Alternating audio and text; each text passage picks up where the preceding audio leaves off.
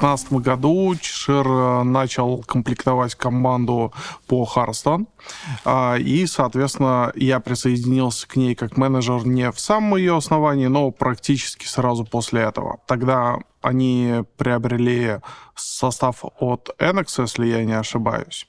И, соответственно, к команде присоединились Штан Удачи, Иннер, Silvername и Ник Чиппер. Примерно через полгода после этого как раз подключился уже я в качестве менеджера по приглашению Чешира и, соответственно, с тех пор занимался преимущественно ростером по Hearthstone. В силу того, что когда я подключился к ростеру по Hearthstone, это был очень сильно нагруженный компетитив нагрузкой ростер, у которого было турниров, наверное, больше, чем у дотеров или кейсеров из соседних составов. Со временем нагрузка довольно сильно упала. После этого моя роль сдвинулась больше в сторону работы со спонсорами и талант-менеджментом, поскольку когда я подключился к ростеру по Hearthstone, это было довольно нетипично в те времена, что игроки должны заниматься своей медийкой. У меня это было одно из прям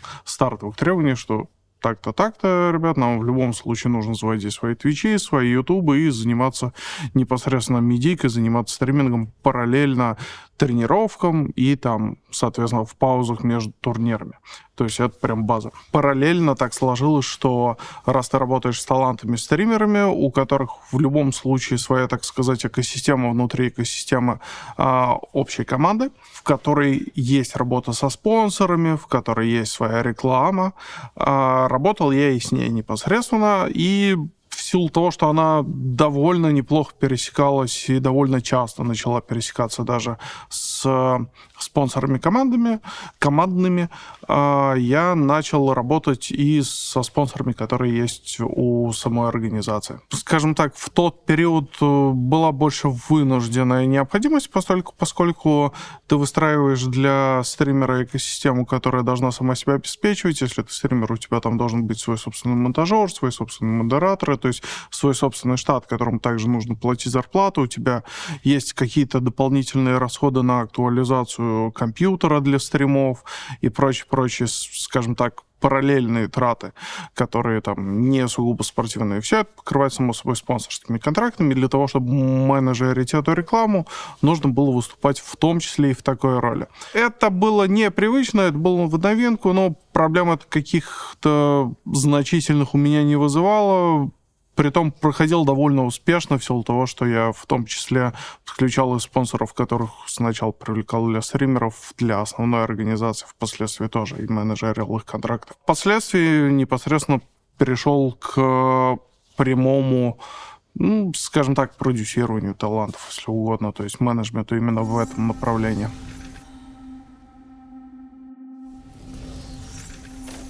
Если говорить про специфику талантов конкретно в Hearthstone, основное их отличие от всех остальных дисциплин — такой промежуточный вид компетитив игр, где у тебя есть соревновательный элемент, все еще доминирующий, но при этом у тебя появляется фактор рандома. В этом плане, если мы говорим, например, про стриминг и непосредственно какую-то медийную активность. С этим немножко проще самим игрокам. Игра сама по себе способна производить довольно уникальный, довольно прикольный контент и способна каждый раз генерировать интересные, неожиданные ситуации.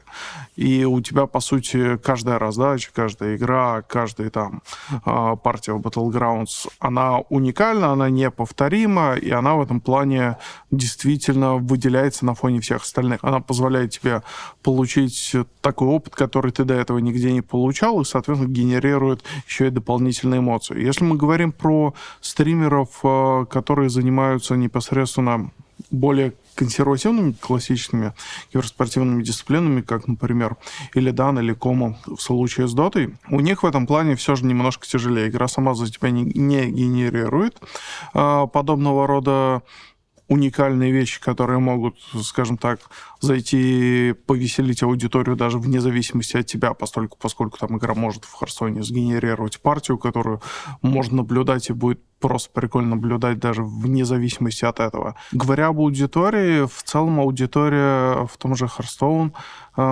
очень сильно отличается от дотерской, как минимум поскольку и там есть любая, наверное, геймерская, киберспортивная, так сказать, основа в том, что разработчик всегда не прав, и надо его повинить во всех смертных грехах. В Hearthstone разработчик просто забил, абстрагировался от киберспорта. Это проявляется, скажем так, в максимальной степени. Например, Silver проводил буквально в мае в Дубае свой собственный турнир при поддержке наших партнеров-спонсоров. В итоге по призовому и по охвату он был больше, чем текущие самые крупные турниры, которые проводит Blizzard. То есть это все равно, что у нас, грубо говоря, Кома организовал бы турниры для зрителей, который был бы больше, чем The International. То есть в Доте это совсем невозможно, в Hearthstone, пожалуйста. И из-за вот этого вакуума организационного какого-то центра любой движ воспринимается гораздо более позитивно, и аудитория настроена гораздо более лояльно к любым практически стримерам и к любым подобного рода инициативам. То есть они встречаются, скажем так, более дружелюбно, как минимум.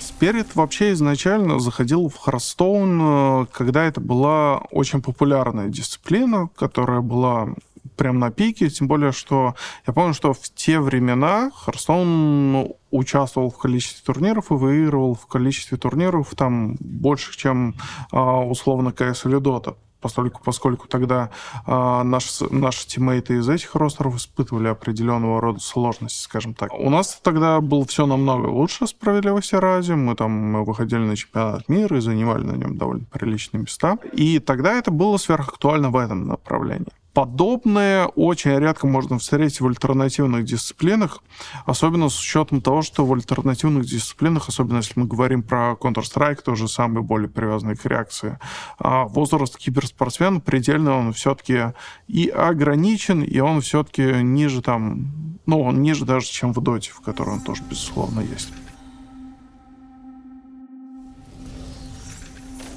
Это были времена, во-первых, которые с точки зрения в целом у всех киберспортивных организаций очень сильно отличались от текущих. Половины тагов, с которыми мы тогда соревновались, уже в принципе не существует, как минимум. И в целом киберспорт был, мягко говоря, другим. В те времена было очень много ивентов, очень много турниров, которые проводили не супер крупные компании, как сейчас. То есть, когда у тебя там есть условно ESL, есть Valve, есть там Blizzard с другой стороны. И, соответственно, если ты хотел просто пойти поиграть в какой-нибудь турнир по Hearthstone, например, ты даже будешь любителем или там вообще новичком, ты спокойно мог найти турнир для своего уровня игры, и ты спокойно мог его регнуть и откатать там в течение буквально недели. Они были постоянно, у них там были призовые там от $5 до там 50 тысяч долларов. У тебя они были повсеместно. Но, с другой стороны, было намного сложнее со спонсорами, поскольку для многих тогда киберспорт казался чем-то совсем таким смелым и экстраординарным, поэтому спонсоров практически не было, по крайней мере, на рынке крупных. Я говорю даже не про нас лично, а в целом там про большие организации, их было намного меньше. В будущем, да, с этим стало намного проще. Как-то и рынок в этом плане развился, и турниры, соответственно, к сожалению, более централизировались, более монополизировались, их стало, в принципе, меньше. В среднем это выглядит скорее даже не как ухудшение или улучшение, а как просто такое стабильное планомерное развитие чего-то. Мне кажется, в этом плане современный киберспорт, по крайней мере, за эти 8 лет он сделал большой путь в направлении классического спорта. По поводу первой победы на Инте и того, что она может восприниматься как условная точка бифуркации, на самом деле регулярно слышу этот тейк, регулярно и слышу тейк по поводу того, что влияние удачи там было тоже довольно значительное. Без удачи в определенной степени мы бы, конечно, не забрали тот инт, но из-за того, что у нас довольно системный подход, и довольно планомерный путь к цели, я считаю, что мы могли бы прийти к этому позже, если бы у нас не было достаточно удачи. Но пришли бы, да, безусловно, все равно. Поэтому тут лишь вопрос времени, с какой стороны и как бы мы к этому подошли.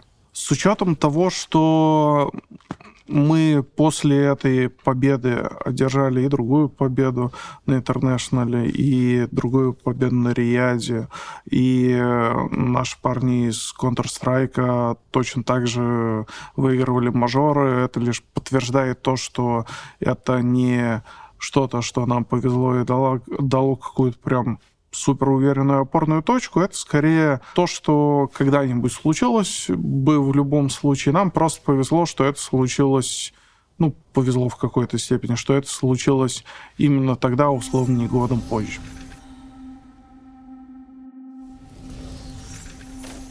Безусловно, я назову 21-й International, само собой. Даже выше него я бы поставил, соответственно, наш следующий победный International. Вот он был действительно важен с точки зрения закрепления этого результата. Третьим событием я бы, пожалуй, назвал первый мажор у кейсеров, соответственно. Это был тоже важный шаг для того, чтобы мы проявлялись не именно как состав или ростер или одна команда, а именно как совокупность, то есть как так, условно говоря, как Team Spirit.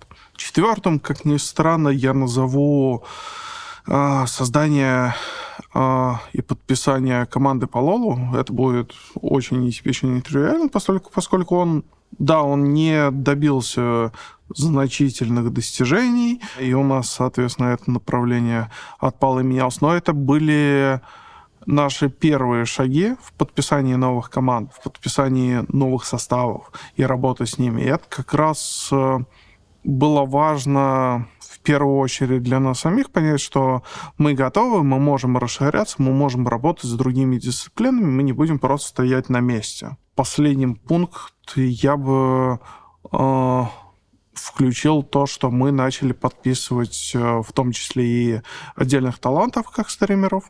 И таким образом мы перешли из, грубо говоря, категории клубов, которые могут работать только с киберспортом и на нем профилируются, в нечто более широкое, что мы готовы поддерживать довольно большую экосистему, в которую включена и академка, в которую включены и киберспортивные ростеры, в которую включены и таланты, и при этом экспериментировать, работая с чем-то новым.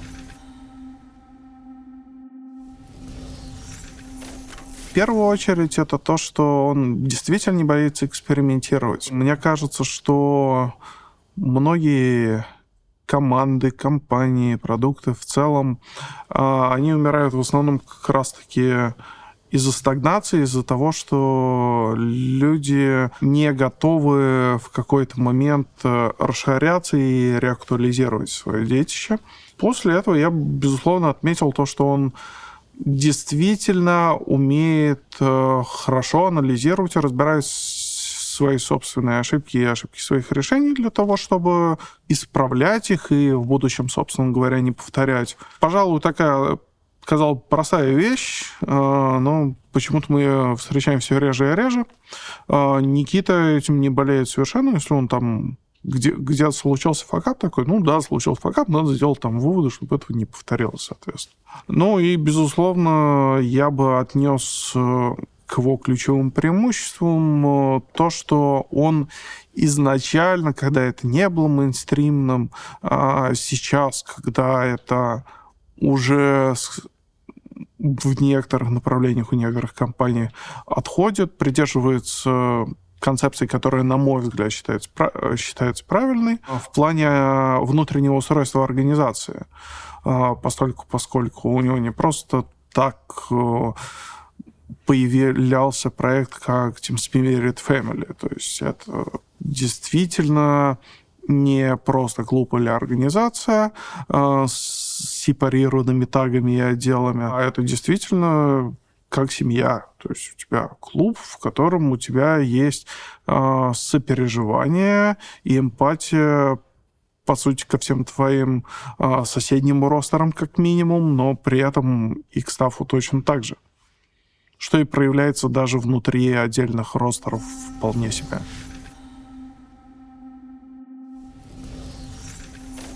В первую очередь, говоря о ценностях Spirit, я считаю, что базовая ценность Spirit, которую, по крайней мере, я вижу за все эти, пожалуй, годы, семейные отношения, которые позволяют тебе внутри организации раскрыться самому, раскрыть твоих тиммейтов, в том числе в порой довольно неожиданных ключах. Даже я менял профилирование в рамках организации, по сути, от чистого киберспорта к спонсорству их талантов.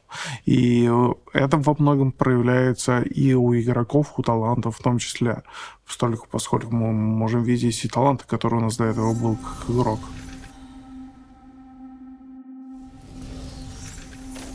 Еще через 10 лет я считаю, что у нас будет как минимум в 2-3 раза больше ростеров. Я считаю, что у нас будет двузначное количество талантов. Я считаю, что через 10 лет совершенно точно, во-первых, на моей форме будет 3 тарелочки, во-вторых, мы будем первые, кто их получит.